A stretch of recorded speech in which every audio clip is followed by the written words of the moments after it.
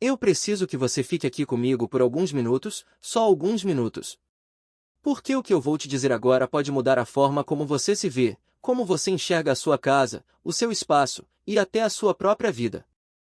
Eu sei que pode soar exagerado, uma psiquiatra falando sobre casa limpa. Mas fica comigo, porque isso não é sobre faxina. Nunca foi. Depois de mais de 20 anos atendendo pessoas, eu aprendi uma coisa muito clara: a casa fala. Ela diz aquilo que muitas vezes você não consegue colocar em palavras. O quarto fala. A pia cheia de louça fala. A cama desarrumada às 3 da tarde fala. O armário lotado de coisas que já nem cabem mais, fala, e fala alto. E às vezes, quem mora ali nem consegue ouvir. Mas eu, do outro lado, escuto. Então não, isso aqui não é sobre organizar gavetas, nem sobre produtos de limpeza, nem sobre técnicas perfeitas de dobrar roupa. Isso é sobre o que acontece dentro de você, quando você consegue, ou não consegue, cuidar do seu próprio espaço. É sobre o que a desordem revela. E o que a organização protege. É sobre o que o caos comunica, quando você já não encontra palavras. E talvez, agora mesmo, tenha alguém me ouvindo com aquela sensação no peito, como se eu estivesse falando diretamente com você. E estou. Tem mulheres que chegam até mim e, antes de falar do casamento, dos filhos, do trabalho ou da ansiedade, dizem: Doutora, minha casa está um caos, e eu não consigo arrumar. E eu olho, e penso, eu sei o que está acontecendo. Mas calma. Antes de aprofundar, você precisa entender algo importante. Algo que foi distorcido pela nossa cultura de um jeito doloroso. Nos ensinaram que casa limpa é obrigação da mulher. Que bagunça é sinal de preguiça. Que o valor dela está no brilho do chão. E isso é uma violência silenciosa. Porque se eu não falar isso agora, você pode ouvir tudo que vem a seguir como cobrança. E não é. É libertação. Porque a verdade, baseada na psicologia, na neurociência e na prática clínica, é simples. A sua capacidade de manter um ambiente organizado não define o seu valor como mulher.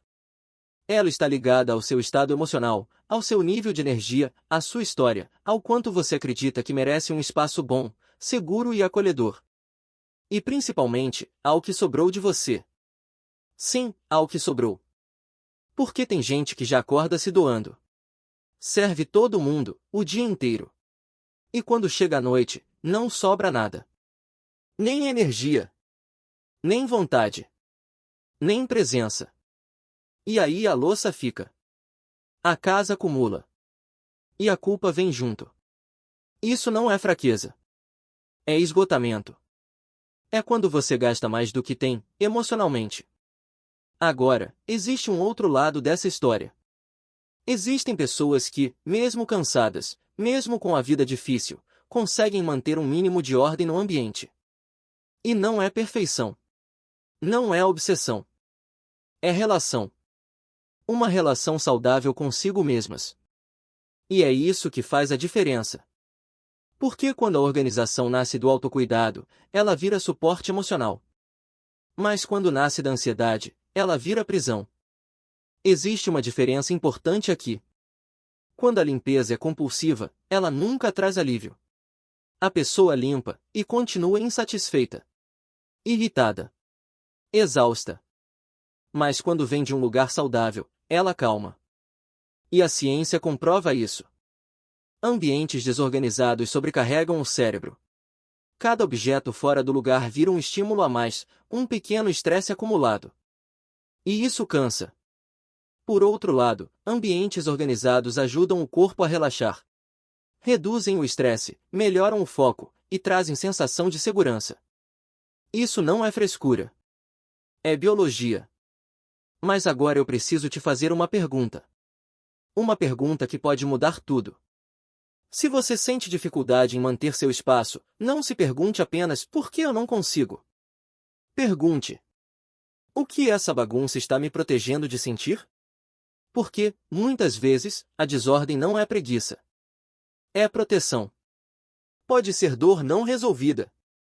Mudanças não aceitas. Emoções guardadas. Às vezes, Organizar a casa significa encarar algo que você ainda não está pronta para enfrentar. E tudo bem reconhecer isso.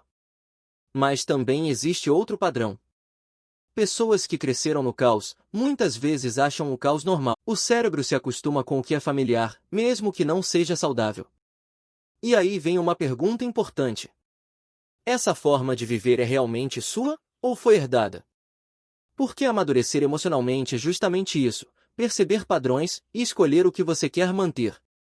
E o que você quer deixar para trás. Também existe a autossabotagem.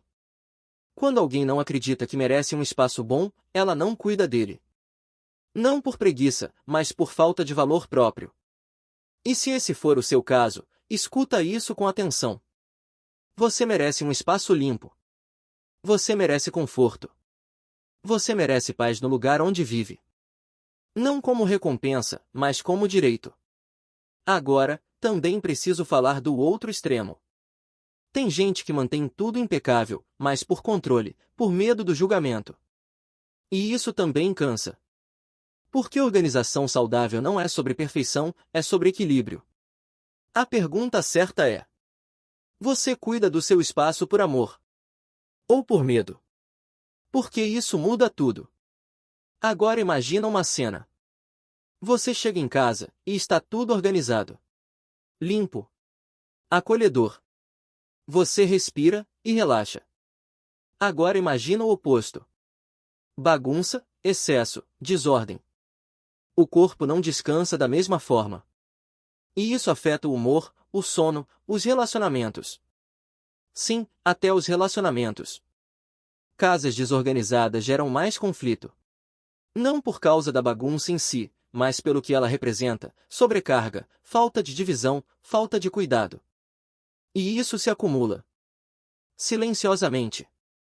Agora, se tem algo essencial para entender é isso. Organização não é sobre disciplina. É sobre identidade. Pessoas organizadas se enxergam assim. E agem de acordo com isso. Então talvez a pergunta não seja: como eu organizo minha casa? Mas sim: quem eu quero ser e como essa pessoa vive? E você pode começar pequeno. Muito pequeno. Escolha um único espaço. Um só. E cuide dele todos os dias. Crie uma âncora. Depois, aplique a regra dos 2 minutos. O que pode ser feito rápido, faça na hora. E, acima de tudo, pratique a autocompaixão. Você vai falhar alguns dias. E tudo bem. O importante não é perfeição. É voltar. Sempre. Porque mudança real não acontece sem desconforto. E desconforto não significa erro. Significa crescimento. A sua casa não te define. Mas ela reflete. E pode ser um ponto de partida. Você não é a sua bagunça. Nem a sua perfeição. Você é um processo. E esse processo começa com pequenas escolhas. Talvez hoje. Talvez agora. Seja honesta com você mesma. Seja corajosa para olhar. E gentil para continuar. Porque você merece viver em um espaço que também cuide de você.